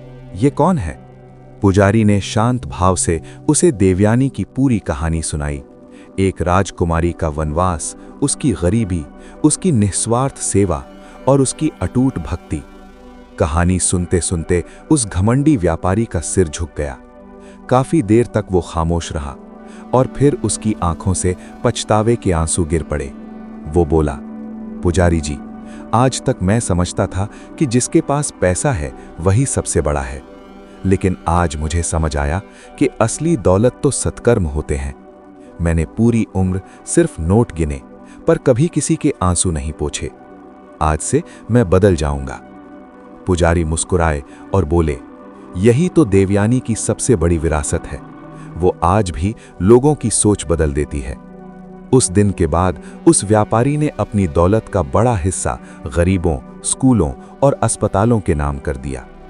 समय का पहिया चलता रहा। शिवांश भी अब बूढ़ा हो चला था और उसने अपने बेटे को राज्य सौंप दिया था। लेकिन वो आज भी जब अपनी मां की प्रतिमा को देखता तो उसे वही पुराने दिन याद आ जाते। वो अपनी मां को कभी नहीं भूला। देवयानी मर कर भी लोगों के दिलों में जिंदा रही। उसकी कहानी आज भी हमें याद दिलाती है कि जीवन में चाहे कितनी भी बड़ी परीक्षा आए, अगर कर्म और भक्ति सच्चे हों तो साक्षात ईश्वर को भी झुकना पड़ता है। बूढ़ा शिवांश हर रोज मंदिर जाता और अपनी मां की मूर्ति के सामने घंटों बैठा रहता। वो उनसे बिल्कुल वैसे ही बातें करता जैसे बचपन में करता था। वो उन्हें बताता कि कैसे उनका पोता अब गरीबों के आंसू पोंछ रहा है, कैसे उनकी दी हुई शिक्षा की जड़ें अब और गहरी हो गई हैं। शिवांश को अक्सर एहसास होता कि पत्थर की वो मूरत मुस्कुरा रही है। वो जानता था कि मां भले ही शरीर से इस दुनिया में नहीं है, पर उनकी आत्मा एक ढाल बनकर हमेशा इस परिवार और प्रजा के साथ खड़ी है। पर वक्त हमेशा एक जैसा नहीं रहता। एक दिन कुदरत ने कहर बरपाया। एक ऐसा खौफनाक तूफान आया जिसने सब कुछ हिलाकर रख दिया। मूसलाधार बारिश हुई, नदियां अपनी सीमाएं तोड़कर गांव में घुस गईं। तबाही ऐसी थी कि हजारों लोग बेघर हो गए। राजा देवेंद्र ने तुरंत अपनी सेना को बचाव कार्य में लगा दिया। अनाज के गोदाम खोल दिए गए, डॉक्टरों की टोलियां गांव-गांव भेजी गईं। लेकिन सबसे अद्भुत नजारा अभी बाकी था। सिर्फ राजा ही नहीं, बल्कि उस राज्य का हर नागरिक उठ खड़ा हुआ। अमीर व्यापारियों ने अपनी तिजोरियों के मुंह खोल दिए, साधारण किसानों ने अपना आधा खाना बांट दिया और छोटे-छोटे बच्चों ने अपने खिलौने तक दान कर दिए। पूरा मगध एक परिवार बन गया। पड़ोसी राज्यों के लोग ये देखकर हैरान रह गए। उन्होंने पूछा, ये कैसा राज्य है जहां लोग अपनी परवाह छोड़ दूसरों को बचाने में जुटे हैं? राजा देवेंद्र ने बड़े गर्व से जवाब दिया, ये मेरी दादी राजमाता देवयानी के संस्कारों का फल है। उन्होंने हमें रग रग में ये सिखाया है कि मनुष्य की सेवा ही सबसे बड़ी ईश्वर की सेवा है। मदद करना हमारे एहसान में नहीं, हमारे खून में है। देखते ही देखते देवयानी की ख्याति मगध की सीमाओं को लांघकर पूरी दुनिया में फैल गई। सैकड़ों साल बीत गए, सदियां गुजर गईं, पर देवयानी की कहानी आज भी उतनी ही ताज़ा है। आज भी वो मंदिर शान से खड़ा है जहां हर साल महाशिवरात्रि पर हजारों गरीबों का पेट भरा जाता है। ये परंपरा केवल एक रस्म नहीं, बल्कि उस महान नारी को हर साल दी जाने वाली एक जीवंत श्रद्धांजलि है। राजकुमारी देवयानी की ये जीवन गाथा हमें 3 बड़ी सीख दे जाती है। पहली सीख, कर्म का फल कभी गलत नहीं होता। अगर बीज अच्छे हैं तो फल मीठा ही होगा। देवयानी ने अभावों में भी सत्कर्मों का दामन नहीं छोड़ा, इसलिए अंत में साक्षात महादेव ने उन्हें दर्शन दिए। दूसरी सीख, असली सुख धन दौलत या महलों में नहीं, बल्कि मन की पवित्रता और शांति में है। देवयानी ने झोपड़ी में रहकर जो सुकून पाया, वो उसे महलों के सोने में भी नहीं मिला था। तीसरी सीख, मानवता ही सबसे बड़ा धर्म है। अपनी जान जोखिम में डालकर एक बीमार अजनबी की सेवा करना ही वो असली भक्ति है, जो इंसान को ईश्वर के करीब ले जाती है। देवयानी मरकर भी आज हमारे विचारों में जिंदा है। उसकी कहानी हमें याद दिलाती है कि वक्त चाहे कितना भी बुरा क्यों ना हो, अपनी सच्चाई और अपनी भक्ति कभी नहीं छोड़नी चाहिए। राजकुमारी देवयानी की ये महागाथा केवल एक कहानी नहीं है, बल्कि जीवन जीने की वो कला है जो हमें अंधेरों में भी रास्ता दिखाती है। इस कहानी से हमें वो 10 बड़ी सीख मिलती हैं जो किसी भी इंसान की तकदीर बदल सकती हैं। चौथी सीख, भगवान हमेशा अपने भक्तों के साथ होते हैं। देवयानी ने कितनी भी मुश्किलें झेलीं, पर महादेव से भरोसा नहीं तोड़ा और अंत में भगवान ने खुद उसे साक्षात दर्शन देकर यह साबित किया कि जो उनके भरोसे रहता है, ईश्वर उसका हाथ कभी नहीं छोड़ते।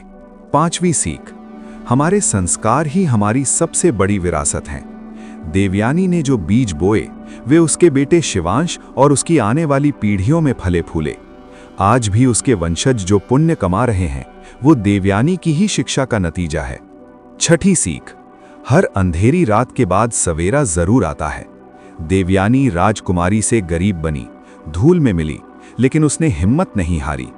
अंत में उसे न केवल अपना राज्य वापस मिला, बल्कि वो प्यार और सम्मान मिला जो किसी भी धन दौलत से बड़ा था। सातवीं सीख, कभी घमंड नहीं करना चाहिए। राजा बलवीर सिंह को अपनी ताकत का गुरूर था, पर उसका अंत तड़प तड़प कर हुआ। वहीं देवयानी फिर से राजकुमारी बनने के बाद भी उतनी ही विनम्र रही। यही उसकी असली महानता थी। आठवीं सीख, परीक्षाओं से घबराए नहीं। जीवन की चुनौतियां हमें तोड़ने नहीं, बल्कि मजबूत और बुद्धिमान बनाने आती हैं। देवयानी की कठिन परीक्षा ने ही उसे एक साधारण राजकुमारी से एक महान आत्मा बना दिया। नौवीं सीख, भक्ति का असली मतलब केवल माला जपना नहीं है। सच्ची भक्ति तो अच्छे कर्म करना और दूसरों की मदद करना है। देवयानी ने मंदिर में पूजा भी की और बीमारों की सेवा भी। यही ईश्वर की सच्ची आराधना है। 10वीं और सबसे महत्वपूर्ण सीख, कर्म ही हमारी असली पहचान है। देवयानी आज अपनी राजसी पहचान के लिए नहीं, बल्कि उन कर्मों के लिए याद की जाती है जो उसने एक छोटी सी झोपड़ी में रहकर किए थे। इंसान चला जाता है, पर उसके कर्म सदियों तक जिंदा रहते हैं। ये कहानी हमें ये भी सिखाती है कि भगवान की योजना हमारी सोच से बहुत बड़ी होती है। जब देवयानी को जंगल में छोड़ा गया तो उसे लगा होगा कि सब खत्म हो गया, पर वो असल में महादेव की योजना थी जो उसे जीवन के असली मायने समझाना चाहते थे। सच्ची सुंदरता चेहरे के रंग या रेशमी कपड़ों में नहीं होती।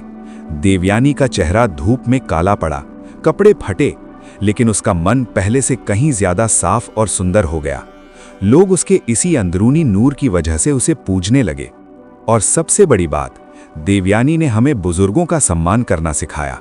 उसने एक साधारण गरीब औरत गंगा को माँ जैसा दर्जा दिया और उसकी सेवा की। यही हमारी असली संस्कृति है।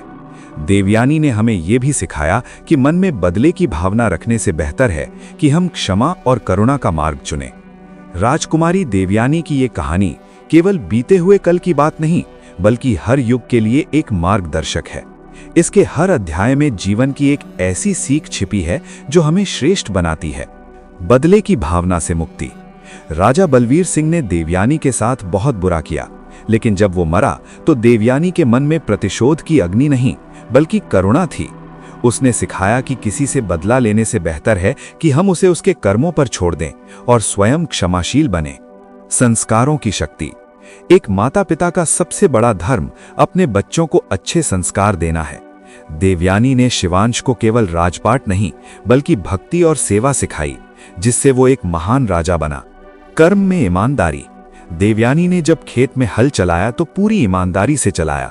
उसने कभी छोटा रास्ता, शॉर्टकट अपनाया नहीं। उसकी यही ईमानदारी उसकी सफलता की असली चाबी बनी। समानता का भाव। एक राजकुमारी होकर भी उसने कभी किसी को छोटा नहीं समझा।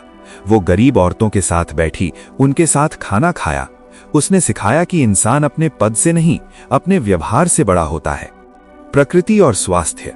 देवयानी ने प्रकृति का सम्मान किया और सुबह जल्दी उठकर योग और ध्यान के जरिए अपने शरीर को मंदिर की तरह स्वस्थ रखा। उसने सिद्ध किया कि स्वस्थ शरीर में ही स्वस्थ मन का वास होता है। हार न मानने का जज्बा। मुश्किलें कितनी भी बड़ी क्यों ना हो, देवयानी ने कभी हार नहीं मानी। वो लड़ती रही और अंत में जीत उसी की हुई। उसका सपना भगवान की भक्ति था और कठिन से कठिन समय में भी उसने अपने उस सपने को कभी ओझल होने नहीं दिया।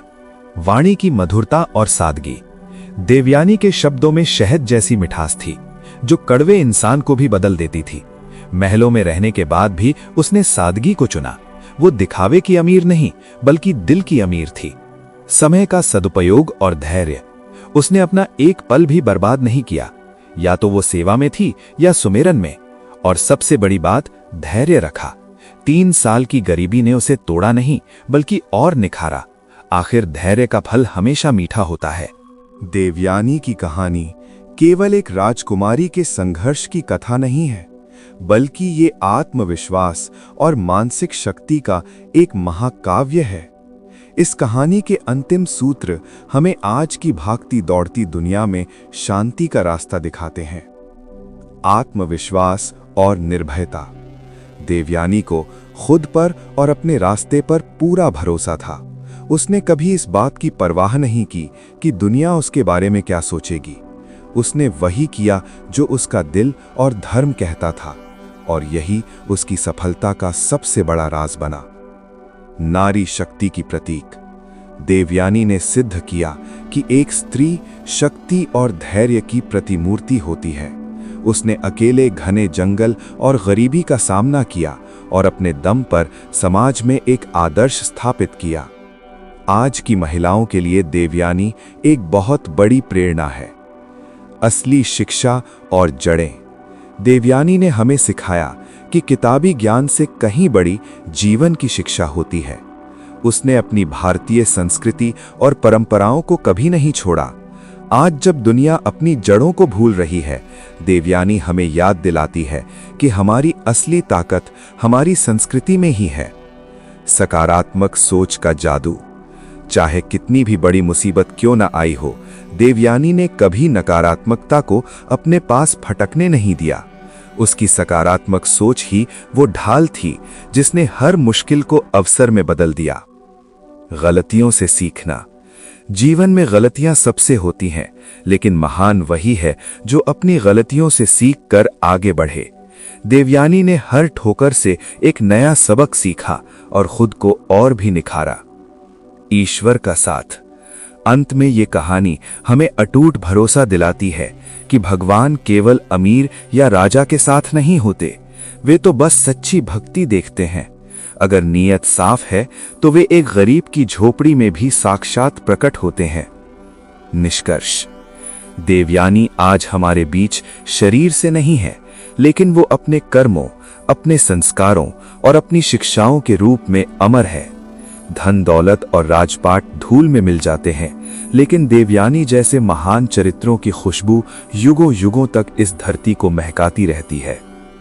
देवयानी की कहानी का सबसे बड़ा सच यही है कि इंसान अपने सिद्धांतों और वादों से पहचाना जाता है। जब उसे जंगल में छोड़ा गया तो उसने उसे भगवान का कहर नहीं बल्कि एक अवसर माना। यही वो सकारात्मक सोच थी जिसने उसे एक साधारण लड़की से देवी बना दिया। उसने हमें सिखाया कि सच्चाई की जीत। सच कहने में थोड़ी देर जरूर लग सकती है, लेकिन सच कभी हारता नहीं। देवयानी की सच्चाई ही थी जिसने अंत में पूरे राज्य को उसके कदमों में लाकर खड़ा कर दिया। अहंकार का त्याग। अहंकार सब बुराइयों की जड़ है। देवयानी ने अपने घमंड को महादेव के चरणों में अर्पित कर दिया था, इसीलिए वो हमेशा शांत और विनम्र रही। खुद पर भरोसा। देवयानी ने साबित किया कि अगर आप सही रास्ते पर हैं तो आपको किसी और की मंजूरी या गवाही की जरूरत नहीं है। आपके कर्म खुद दुनिया को जवाब दे देंगे। लक्ष्य के प्रति समर्पण। उसने अपना लक्ष्य, भक्ति और सेवा कभी ओझल होने नहीं दिया। चाहे महलों का सुख हो या खेत की कड़ी मेहनत, उसका हर पल महादेव और मानवता को समर्पित था। अंत में देवयानी की ये कहानी हमें ये एहसास दिलाती है कि हम प्रकृति का हिस्सा हैं। अगर हम प्रकृति के साथ तालमेल बिठाकर चलें, सादगी अपनाएं और अपने पूर्वजों के दिए संस्कारों का सम्मान करें, तो हमारा जीवन खुद ब खुद एक उत्सव बन जाएगा। राजकुमारी देवयानी आज हमारे बीच एक विचार बनकर जिंदा है।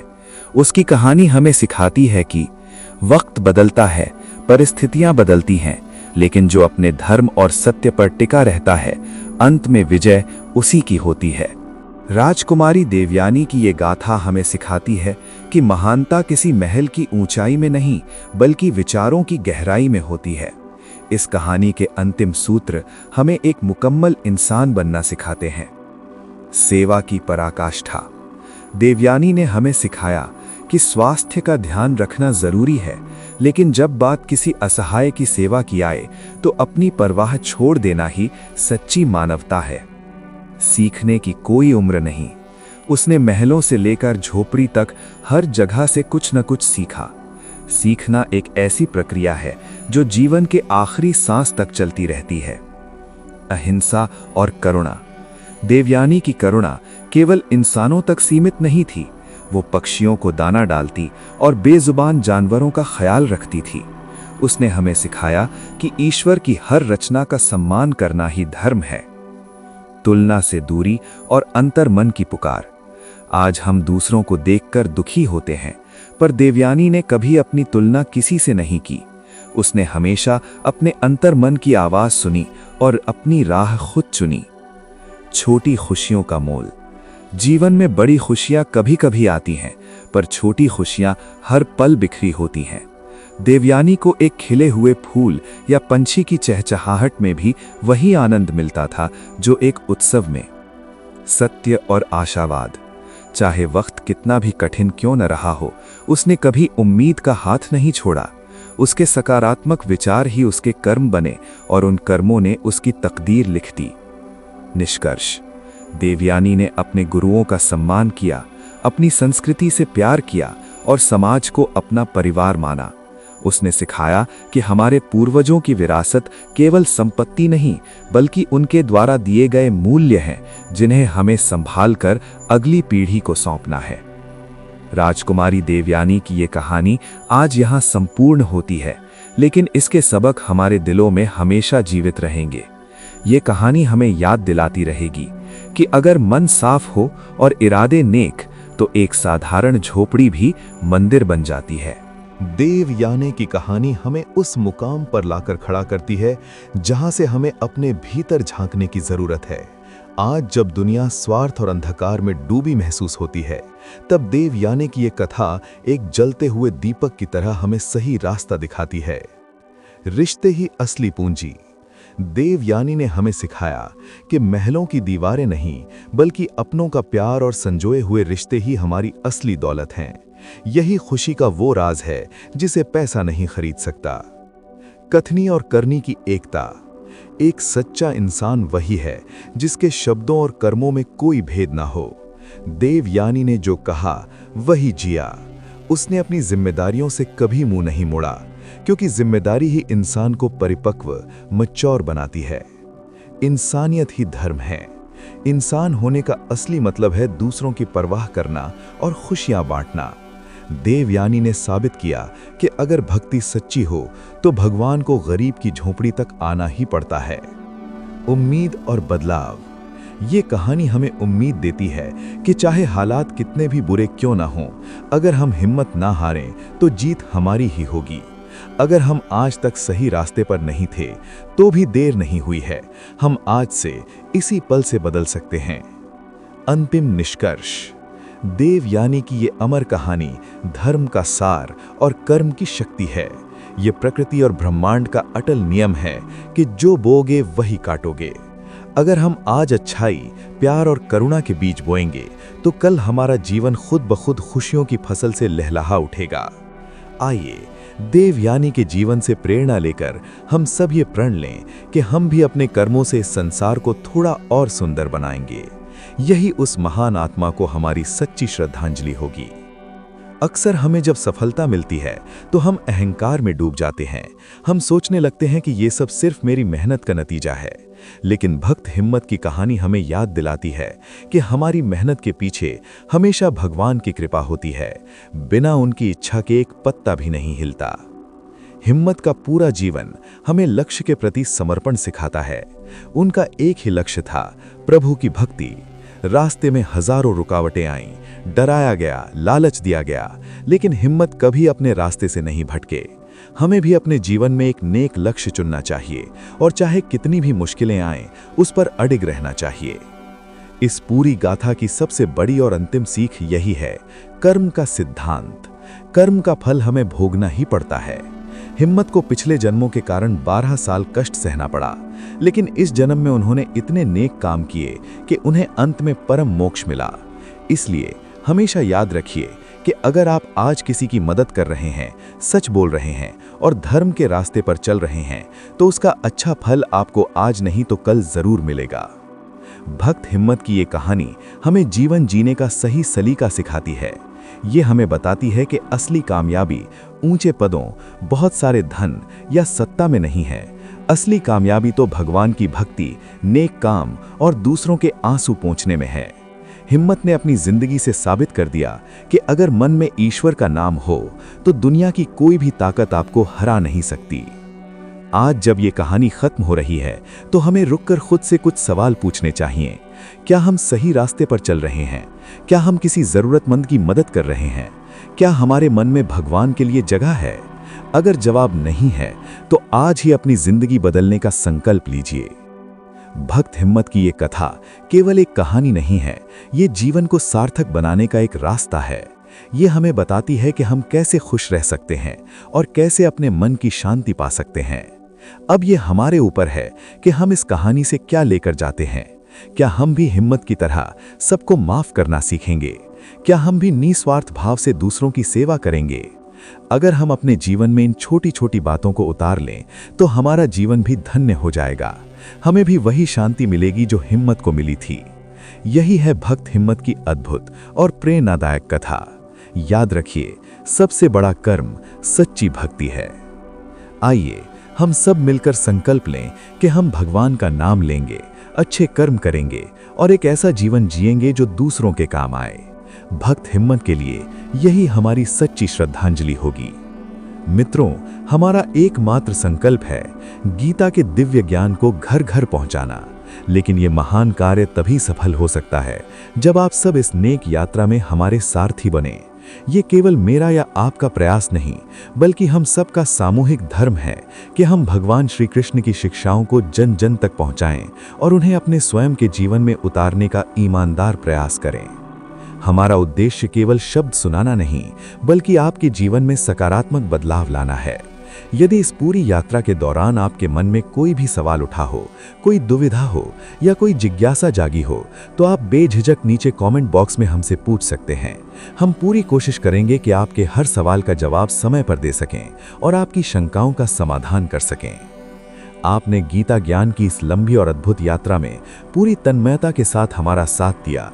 इसके लिए हम हृदय की गहराइयों से आपका बहुत बहुत धन्यवाद करते हैं।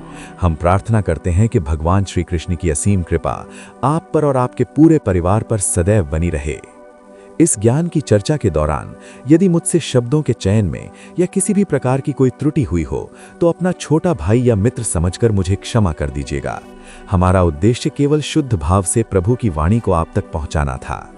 यदि इस वीडियो के बारे में या हमारे आने वाले वीडियो के लिए आपकी कोई अनमोल राय हो, कोई सुझाव हो, तो हमें जरूर बताइएगा। आप कमेंट बॉक्स में हमसे संपर्क कर सकते हैं और अपनी दुविधाएं हमारे साथ साझा कर सकते हैं। याद रखिए, आपकी एक छोटी सी राय हमें और बेहतर करने की शक्ति देती है। एक बार फिर इस ज्ञान यात्रा का हिस्सा बनने के लिए आपका कोटि कोटि आभार। और ऐसे ही और अद्भुत वीडियो पाने के लिए हमारे चैनल को सब्सक्राइब करें, वीडियो को लाइक करें और ज्यादा से ज्यादा शेयर करें। धन्यवाद। जय श्री कृष्णा। राधे राधे।